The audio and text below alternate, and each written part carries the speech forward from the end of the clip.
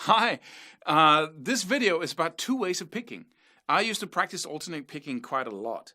And I had this idea that in order to pick, I had to go like this with my hand. I had to have kind of an axe movement, or if you have tried fishing, you throw out the fishing rod in that way, and my hand had to go up and down like that. And then for shifting strings, that was a completely different movement. And I had this idea that I could go like up and down from ceiling to floor, if I had to exaggerate, right, like this. And then I had to jump over to catch the next string, because that's a totally different movement. Anyone who's trying to practice alternate picking know how that string shift can be really tricky. But until I came to the point where I thought, what if I pick the same way I shift strings? Because when you have to do a 3 notes per string run like I just did, you really have to pick in the exact same way all the time. It has to be the same motion. And it's all about this or this. And just go close up now, because you will, because I decide that we move the camera down here. But I'll show you what the differences are and why you must pick in a not up and down like way. So just follow me here and I'll show you. See, this seems like the most efficient way to pick. Like you have this feeling. This is so minute, so you cannot really see the difference between when I'm picking in one way and the other way, because the movements are so small. But the feeling in your hand is crucial. And if you have a feeling like this of going up and down, like from floor to ceiling, then once you try to imagine this. You want to go to the next string, right? And this is the way you pick. You go Once you get your downstroke here, you're going to run into the next string. So this would be perfect for sweep picking, right?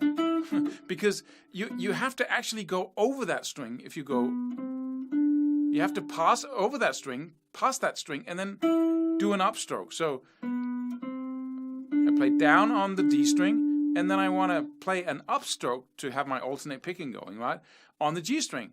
And that requires me to jump over it and then play up. How do I do that if my motion is from, like that? It works really well on one string, right? But once you want to do the string shift, you get into trouble. So the way to do it is to have this motion going on instead. This is the first one, up and down. And this is the other. It's a circular motion. Just look at it. If I'm picking like this, just imagine huge strings now. And this is the way I hit the string. Then how easy for me is it to go to the next string and jump over it? Because I'm already, going out. I'm already jumping over it. So you see, like this, I can easily go. This is the motion I have to do anyway when I go from string to string. I used to have two kinds of picking. When I was playing slow, I was doing that. I was doing this motion. And when I was playing fast, I did this. Right? And it didn't work.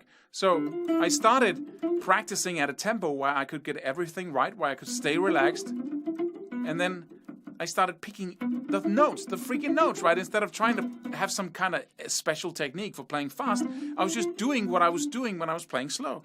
This gives you the most amount of control also over the tone. You can do pinch harmonics with that.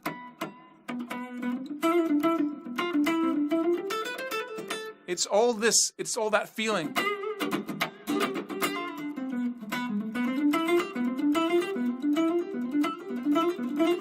And it's still this, it's like this, right? So really make sure you have that feeling in your hand. And this often comes from trying to play faster than you really can. It's a spasm, right, that you can produce in your whole arm here. And you want to stay as far away from that as you can if you want to develop your alternate picking skills to the highest level. You don't have to do what I do, but I hope all this makes sense. And it's not like many people say, oh, that's wrong. Oh, you can't do that. He should put his hand here. He should do that. That doesn't exist in my world. All that exists is efficient or less efficient. is accurate or less accurate, right? It's not a matter of should or not should. It's just you just have to make sense of it yourself and see, okay, what points is he making? Does that make sense or does that not make sense? And then you have to choose yourself, and it's hard, man. You have to do it. If you haven't already done so, go to my website right now and download my free course on alternate picking. If you don't, it's insane, because it's a bundle of very, very effective exercises that I developed in order to get from A to C, in order to get what I want. Because I realized that, doing alternate picking exercises up and down, 3 note per string, really brought me nowhere until I picked the thing apart and started dividing it all into sub-skills that I could learn individually. And those exercises are training exercises for each sub-skill of alternate picking.